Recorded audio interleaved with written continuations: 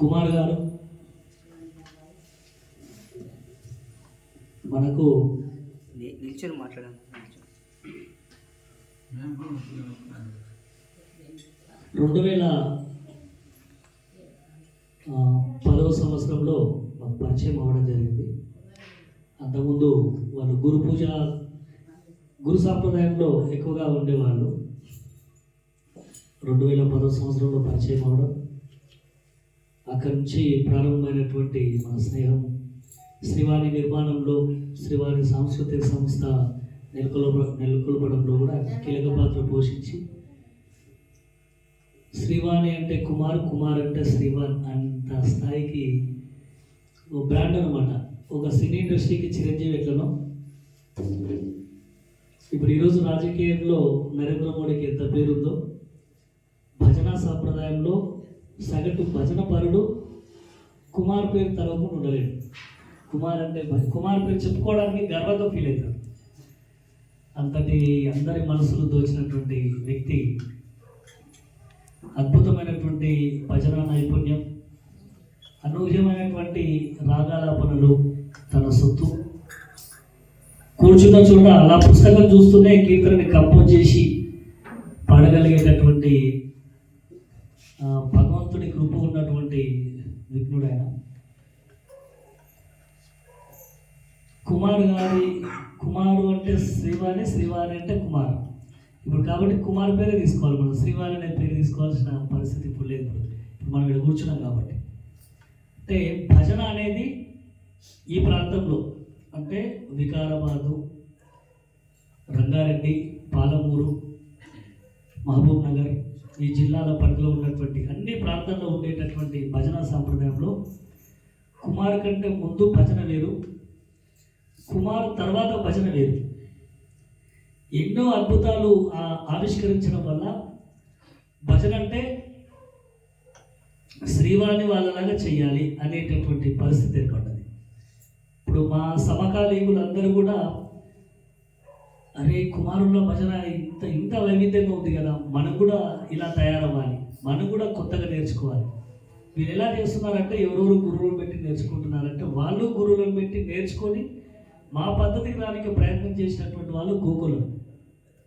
అలా ఒక ట్రెండ్ని సృష్టించినటువంటి ఒక శక్తి మన కుమార్.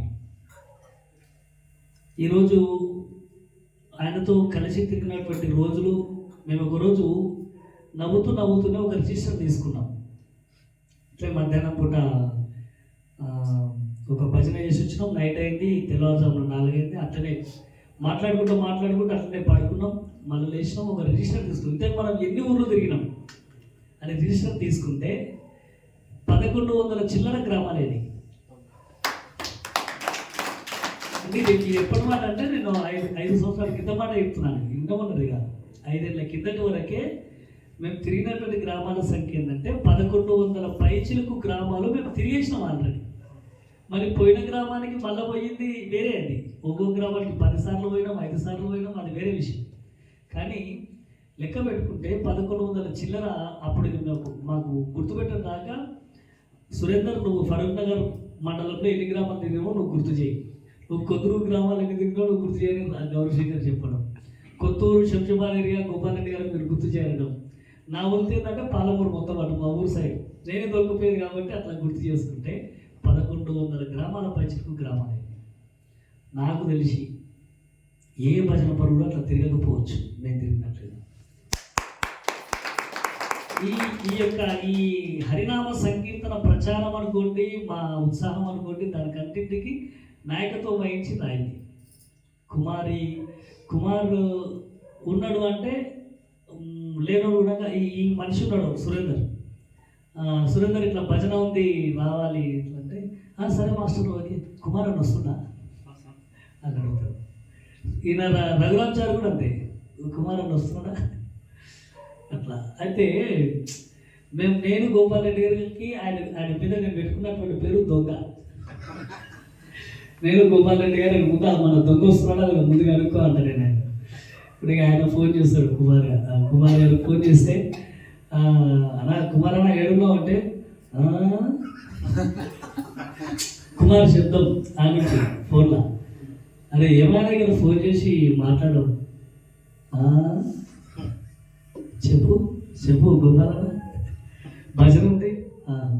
ఏడా అంటే ఇట్లా అంటే సతాయించడం అనమాట. అదే ఒకవేళ ఆయన ఆయన ఎవరైనా కుమార్ గారు ఇట్లా బృందంతో భజనకు రావాలి అంటే, నమస్తే సార్ బాగున్నావా, నాకు ఫోన్ చేస్తాను. ఇక్కడ క్లాస్ మంచి జరుగుతుందా, ఇక్కడ బాగానే ఉంది చెప్పండి కుమార్ గారు. ఎన్నోసారికి ఊరికే ఎవరు పడుతున్నారు భజన కావాలంటారు, ఎవరు నువ్వు నిన్ను అడిగినాక ఓకే అంటే పోదామని చెప్పిన, నీకు టైం ఉంటేనే పోదాం లేకుంటే వద్దు అంటే ఇటువంటి ఒక గమ్మత్తైనటువంటి బంధం అన్నమాట ఇది. అది వర్ణాతీతం. ఇంకా మేమందరం పదుకోవాలని, మేము భజన తీసుకెళ్ళాలంటే ఇప్పుడు ఆ కుందేలు అనమాట, నీకు వదిలేస్తాం చూడు అట్లేస్తాం. రఘురామచారిని కాలు పెడతాం అన్న, ఈయనేమో ఎలుకట్ట చౌరస అక్కడ కాలు పెడతాం, బస్ ఎక్కి ఇటుకురుగా కదా అని. మా ఇస్తారు తాగుతుంటాడు ఎలుకట్ట, ఆయననేమో పాఠశాలలో కూర్చోబెడతాం. ఆయన ఫోన్ చేస్తాం, కుమార్ వచ్చింది సార్ ఇడవకు పట్టుకో ఉల్లకాయ. ఇవన్నీ వాస్తవాలు అన్నమాట. అంటే అంత పిచ్చి ఆయన ఆయనని ఖచ్చితంగా తీసుకుపోవాలి భజనకు. అంటే ఆయన భజనకు వచ్చిందంటే భజన పండగ అన్నట్టుగా భజనలో అంత అద్భుతం. నేను సరస్వతి మాతని నేను ముందరుండి నేను చెప్తున్నాను, నేను గురువు దగ్గర తెలుసుకున్నది 10 పైసలు అయితే కుమార్ గారితో సావాసం చేసి ఆయన గొంతుకు నేను హార్మోనియం వాయించడం వల్ల నా చెయ్యి అద్భుతాలు సృష్టించింది. నేను డెవలప్ అయ్యి ఆయన నాకేం నేర్పలేదు, కానీ నా హుషారుతనానికి ఆయన గొంతు యొక్క హుషారుతనానికి అంత చాకచక్యంగా నా చెయ్యి తయారైపోయింది. మా ఇద్దరు కాంబినేషన్లో కీర్తన అయిపోయాక ఇద్దరు చర్చించేది, కుమారి ఏ రాగం ఉండొచ్చు ఏమో సార్ నాకేం తెలుసు, నేను వాడినా వచ్చింది. అప్పుడు నేనేం చేయాలి, ఆ ఆరోహణ ఏమొచ్చింది తెలుసుకొని పుస్తకం చూసి ఓహో ఇది రాగము అని ఇట్లా అనేకమైనటువంటి కీర్తనలు చేసుకున్నాం. ఏదో రాగం అనేసి మన పక్క ఇంత మిస్టేక్ ఉండదు, ఆ రాగంలో ఏ స్వరం పెట్టి తప్పు పడదు. మళ్ళీ తర్వాత మేము గురువు దగ్గర ఆశ్రయించి చాలా గట్టిగా నేర్చుకున్న తర్వాత అద్భుతమైనటువంటి కీర్తనలు కంపోజ్ చేసాం. ఆయన ఒక పల్లవి చేసి దానికి అనుకూలంగా మొత్తం మేము కూర్చొని కీర్తనలన్నీ బాగా కంపోజ్ చేసుకొని మనం పాడే కీర్తనలన్నీ కూడా మనం కూర్చొని కంపోజ్ చేసింది. దాంట్లో కీలకమైనటువంటి పాత్ర కుమార్తె. ఇప్పుడు ఈ సంవత్సర కాలంలో ఆయన పరమపదించిన తర్వాత 2-3 నెలలు మా గుర్తులన్నీ మూగిపోయినాయి. మెల్లగా విద్యార్థుల కోసం నేను టీచర్ని కాబట్టి తప్పదు కీర్తనలు కంపోజ్ చేయాలి. దగ్గర 20 కీర్తనలు కంపోజ్ చేసిన. అప్పుడు వచ్చిన అప్పుడు హిట్ అయ్యేటివి అనమాట. ఇప్పుడు ఏం హిట్ అవుతలేవు. కారణం ఏంటంటే గొంతు. మంచి కీర్తనలు చేస్తున్నాం కానీ ఆ గొంతు నుంచి కుమార్ యొక్క గొంతు నుంచి వెలువడ్డటువంటి కీర్తన అది ఒక అద్భుతం. అప్పుడు అదే కంపోజింగ్, ఇప్పుడు అదే కంపోజింగ్. ఎందుకు ఎక్స్పోజ్ అవ్వట్లేదు అంటే ఆయన అమృతం లాంటి ఆ ధార, ఇప్పుడు శంఖంలో నీళ్లు పోస్తే తీర్థమయ్యేటట్లు ఏ పాట ఆయన గొంతులకి వెళ్ళినా కూడా అది ఒక అద్భుతంగా కీర్తన క్రియేట్ అయ్యేది. అంతటి అద్భుతమైనటువంటి కీర్తనలు కంపోజ్ చేసేవాళ్ళం.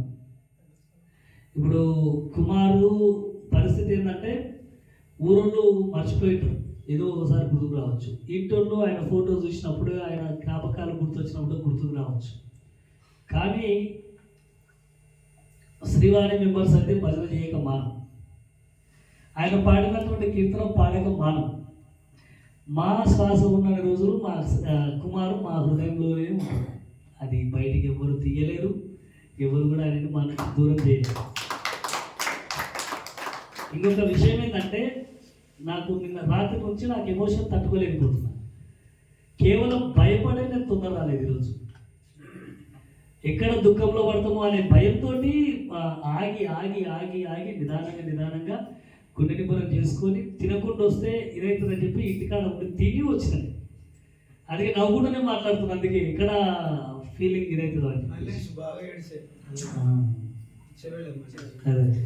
అంటే ఆయన మాతో గడిపినటువంటి రోజులు అటువంటివి అనమాట. ఈరోజు ఆయన స్మరించుకొని ఆనందంగానే ఇప్పుడు ఇంటర్వ్యూని కూడా ఆనందపరిచే మనం వెళ్ళాలనే ఉద్దేశంతో నేను ఇట్లా అంటున్నాను.